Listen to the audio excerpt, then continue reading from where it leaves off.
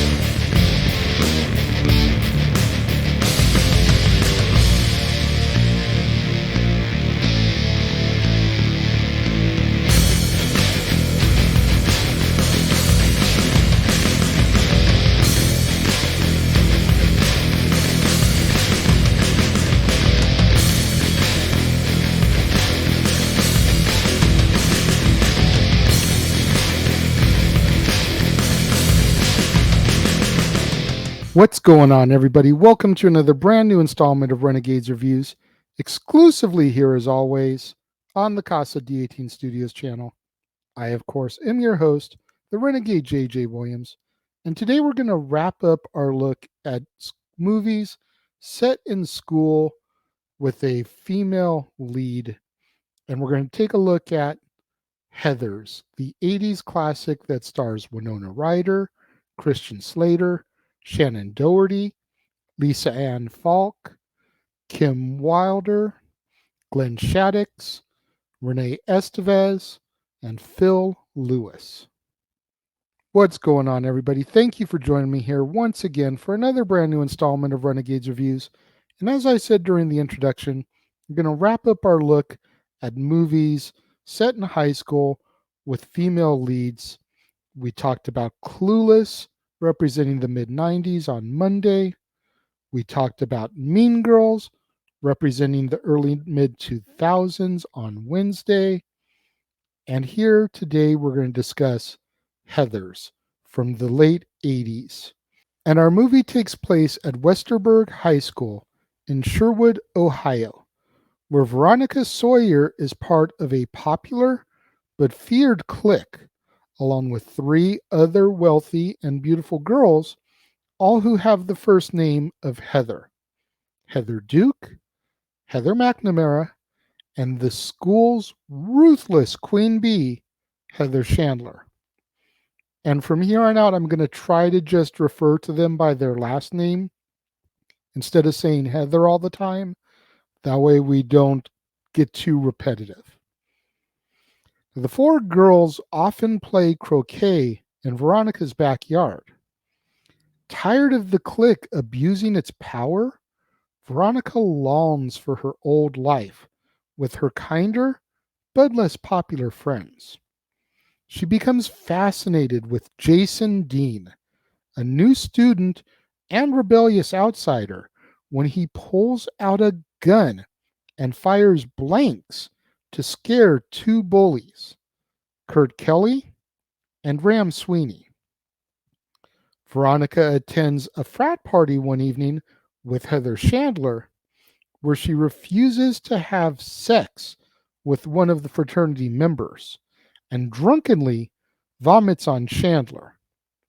In retaliation, Chandler vows to destroy her reputation. Later that night, JD shows up by surprise at Veronica's house, and the two have sex outside. Afterwards, they express to each other their mutual hatred of Heather Chandler's tyranny. The next morning, Veronica and JD break into Chandler's house, planning to get revenge by using a fake hangover cure in order to make Chandler vomit. JD decides to pour drain cleaner into a mug, but Veronica dismisses him, thinking he is making a very mean joke. So instead, she mixes orange juice and milk together. However, Veronica accidentally brings the wrong mug to Chandler's room. JD notices this, but he says nothing. Instead, he gives Heather Chandler the drain cleaner, which kills her. Veronica panics, and JD urges her to forge a dramatic suicide note in Chandler's handwriting. As a result, the school and the community regard Chandler's apparent suicide as a tragic decision made by a troubled teenager, making her even more worshipped in death than in life. Meanwhile, Heather Duke uses the attention surrounding Chandler's death to gain popularity, becoming the clique's new leader. After Heather Chandler's funeral, McNamara convinces Veronica to go with her, Kurt, and Ram on a double date. JD finds the four teens that evening in a field, and Veronica leaves with him as Kurt passes out, while Ram rapes McNamara. The following day, The boys spread a false rumor about Veronica having performed oral sex on them and ruining her reputation. JD then proposes that he and Veronica lure the boys into the woods, shoot them with tranquilizers, and humiliate them by staging the scene to look like they were lovers participating in a suicide pact. JD shoots Ram, but Veronica's shot misses Kurt, who ends up running away. JD chases Kurt back towards Veronica, who, realizing that the bullets are in fact lethal, fatally shoots him in a panic. JD and Veronica are nearly caught by police, but they make out in a station wagon in order to pretend that they were there all along and had nothing to do with it. At their funeral, Kurt and Ram are made into martyrs due to homophobia. Veronica, growing increasingly disturbed by JD's behavior, breaks up with him. And a little while after this, JD blackmails Heather Duke into getting every student at school to sign a petition that, unbeknownst to her, is intended to act as a mass suicide note. He then gives her a red scrunchie that Heather Chandler had worn, signifying her new power over the school. Meanwhile, Martha Dunstock, who is a frequent target of bullying, pins a suicide note to her chest and walks into the oncoming traffic. She survives, but is badly injured and then mocked by her peers for attempting to copy the popular kids. Later on, Heather McNamara calls into a radio show in order to discuss her depression. Heather Duke tells the entire school about the radio call the next day, and McNamara is bullied as a result. McNamara then attempts suicide by overdosing in the girls' bathroom, but Veronica intervenes. When Veronica returns home, her parents say that JD stopped by to tell them that he was worried that she would attempt suicide. JD even leaves a note behind, revealing that he can successfully imitate her handwriting, as well as a Barbie doll hanging in her room. JD breaks into Veronica's house with a plan to kill Heather Duke, but the murder is revealed to be a dream sequence. Realizing that JD plans to kill her, Veronica fakes her own suicide. JD finds her and, assuming that she is dead, gives a monologue revealing his plan to blow up the school pep rally and make it look like a mass suicide.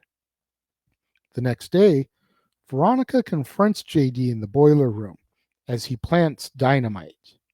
She shoots him, and his switchblade ends up cutting the wire detonator. Veronica goes outside, and JD follows her with a bomb strapped to his chest. He offers a personal eulogy and detonates the bomb, killing himself. As students and faculty rush outside to see what has happened, Veronica walks back inside, dirty and disheveled from the explosion. She approaches Heather Duke, takes the red scrunchie, and asserts that Duke is no longer in charge. Veronica then invites Martha to spend prom night watching movies with her together as Duke looks on and our movie comes to its end. Heather's was an interesting one to watch.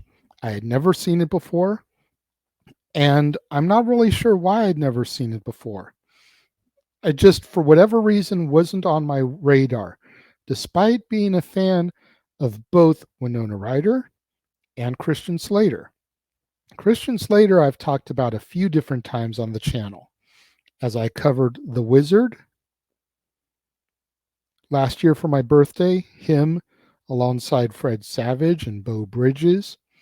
I've covered Young Guns 2. Earlier this year, when I did movies with one sequel, him alongside Emilio Estevez, Kiefer Sutherland, Lou Diamond Phillips, etc. And even last year, when I did chick flicks, I covered Untamed Heart, him alongside Marissa Tomei, Rosie Perez, etc. Big fan of Christian Slater, especially in the 90s there. Granted, this was late 80s, but you get what I'm saying. Winona Ryder, where to begin with her? Beetlejuice, Edward Scissorhands, Great Balls of Fire, so many classic roles for Winona that I'm surprised I haven't really gotten into any of her movies yet on the channel. But trust me, they will be coming down the road.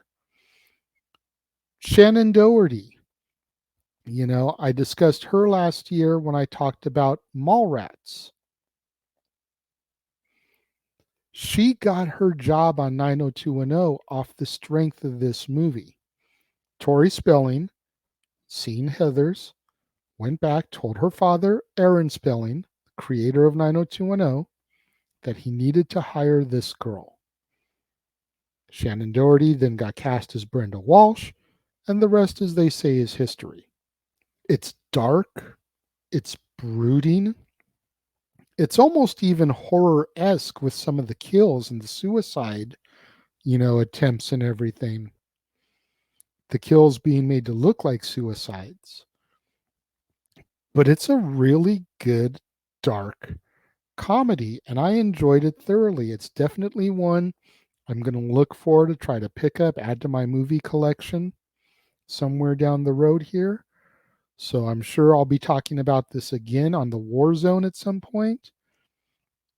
But I enjoyed it. And I haven't seen this other movie yet either, but I hear that Heathers basically got remade into Jawbreakers in the 90s.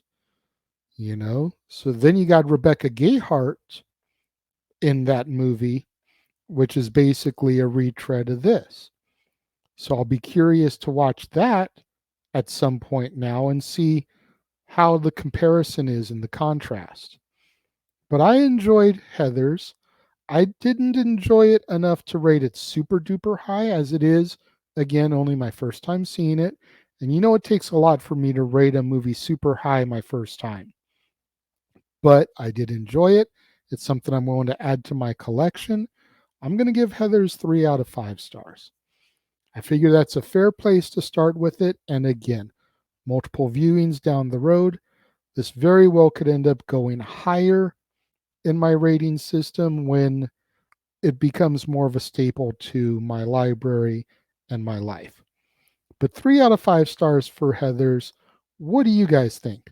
Let me know. If you're watching the premiere, leave your thoughts and comments over here. If you're watching on demand later in the day, leave your thoughts and comments down here. But let's have that conversation. Let's have that discussion. Let's have that communication. Communication is key, people. Communicate with me about your thoughts about these videos and your thoughts about these movies that I've been covering. Let me know. Let's discuss.